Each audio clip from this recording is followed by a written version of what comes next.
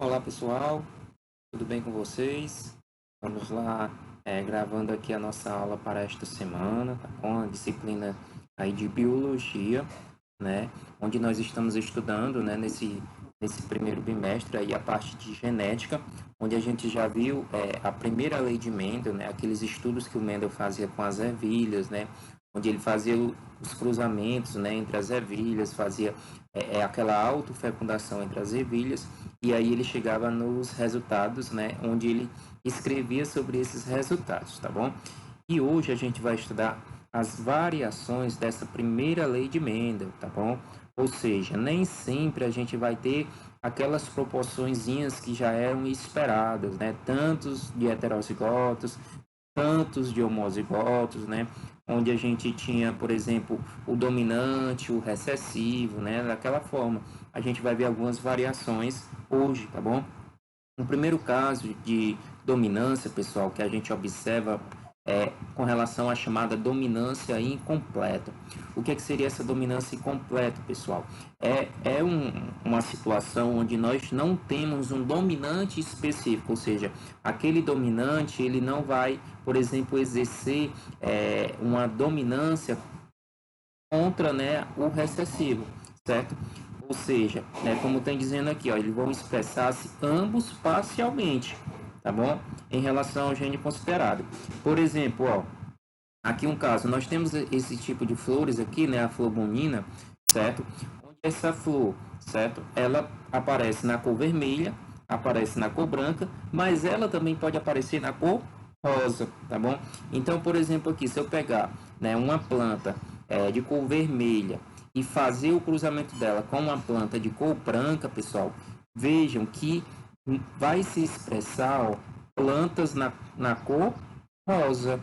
Ou seja, não teve um dominante, porque o dominante, vamos supor, se fosse o vermelho, logicamente, ia aparecer somente vermelho nessa geração F1, né, na filial 1, que a gente chama, tá bom?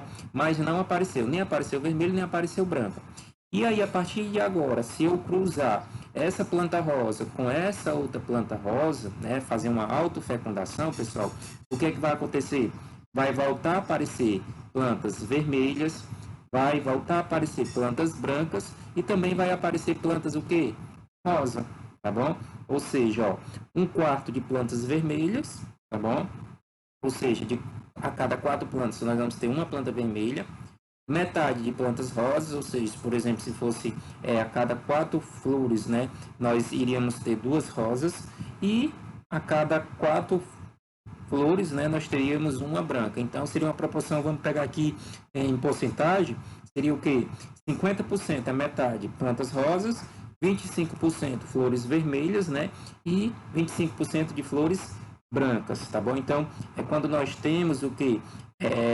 Há uma característica intermediária, ou seja, nem aparece um dominante, nem aparece um recessivo, tá bom? Então, a gente vai ter o que? Vai ter outra característica surgindo quando a gente faz o cruzamento entre os dois tipos de flores, nesse caso aqui, tá bom? Por isso que a gente chama incompleta, certo? A codominância, pessoal, é quando ambos os alelos de um gene vão se expressar, tá bom? O que é que isso significa? Existe uma espécie de gado, né, na Inglaterra, onde esse gado nós temos na cor vermelha, tá bom?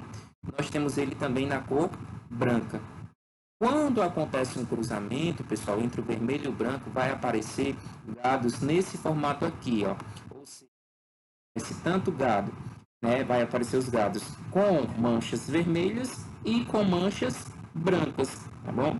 Vai aparecer nesse caso, ou seja, significa que é uma codominância. O que é uma codominância? Significa que os dois, as duas características vão aparecer no descendente, tá bom? E aí, quando eu cruzo, né, novamente, quando eu vou cruzar dois, dois indivíduos, né, dois gados, que tem essa característica, né, que aparece as duas características, o que é que vai voltar a aparecer novamente? Vai aparecer o vermelho, vai aparecer, né, o que já existia, né, dois, né, nesse caso, e vai aparecer um branco novamente. Ou seja, então nós vamos ter uma proporção, como é que seria? Seria um vermelho, certo? Com dois, que nesse caso aqui ele chamou de ruão, né? E vai aparecer o quê? Né, no caso, que é na cor branca, tá certo? Vai aparecer na cor branca. Então, a codominância é quando ambos os alelos vão se expressar no heterozigoto. Quem são heterozigoto? Heterozigoto é exatamente aqueles que têm letras diferentes, né? O genótipo, a gente pode dizer assim que é letra diferente, ó. Bzão, Bzão, aqui é o que? Um homozigoto, letras iguais. Bzão, Bzão, letras iguais também. Então, homozigoto. O heterozigoto, ó. Bzão, Bzão, letras diferentes, heterozigoto. É híbrido, né? Que o Mendel chamava de híbrido. Vzão, Bzão, também híbrido, né? Heterozigoto, tá certo? Entendido? E aqui nós temos, né, exatamente, ó. Quando eu pego o genótipo, né, desse gado aqui, o branco, seria azão, azão, tá bom? No caso seria preto, desse daqui, tá bom? E nós teríamos também um Bzão, Bzão, que é na cor branca. Quando a gente cruzasse eles dois, iria aparecer, né, um gado que teria tanto a cor, essa cor mais escura, como essa cor branca. No caso seria o quê? Um heterozigoto, ó. Letras diferentes. Genes letais, o que seriam os genes letais, pessoal? O próprio nome já está dizendo, são genes que, se ele aparecer, né, ele causa a morte do indivíduo, tá bom? São alelos letais. Letais lembra o que? De morte. Por exemplo, aqui, ó, um exemplo de uma herança letal. Vamos que nós temos dois ratinhos, né? Que aí no caso há um cruzamento. Esses ratos, pessoal, eles são o que? Heterozigotos, ó, azão, azinho, tá bom? Quando eu cruzo eles, se aparecer, por exemplo, um azão, azão, ele já é um alelo letal. Ou seja, o que é o alelo letal? É exatamente o alelo que, se ele aparecer, esse indivíduo aqui, ele vai o quê?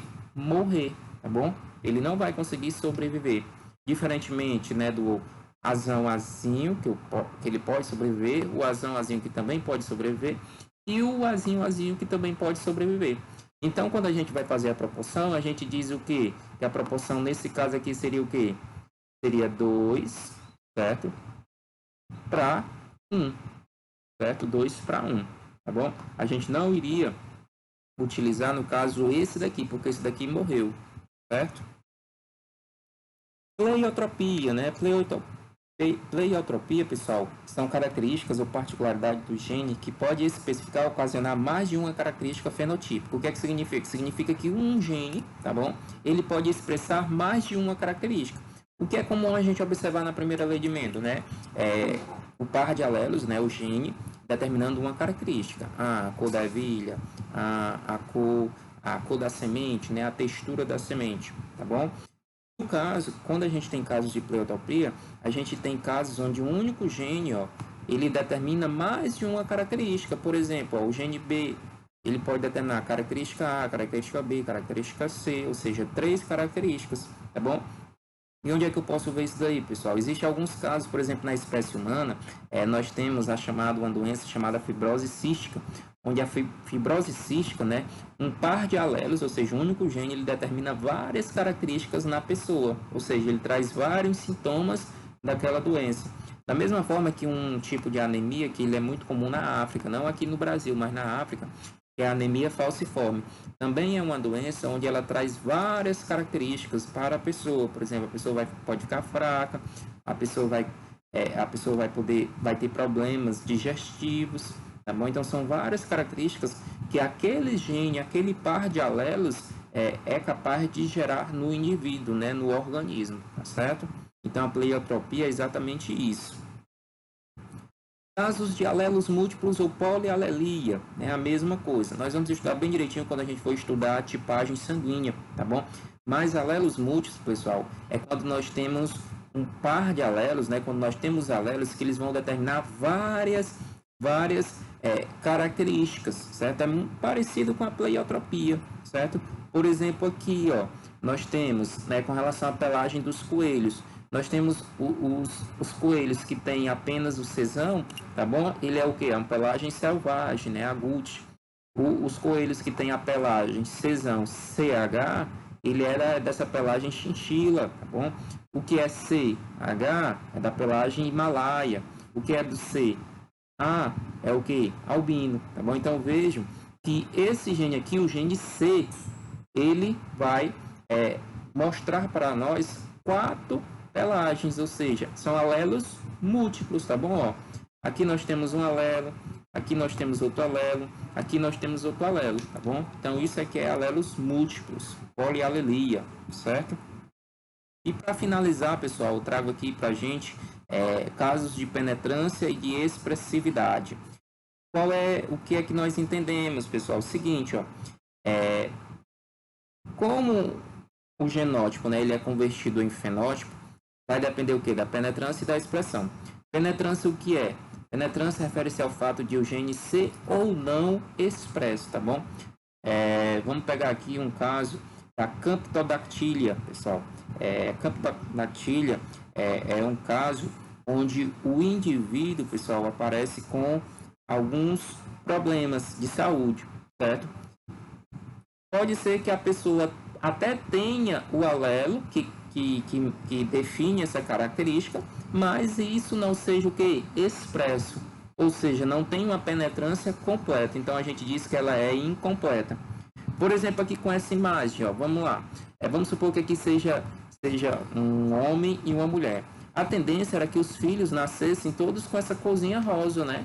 Porque seria o dominante no caso.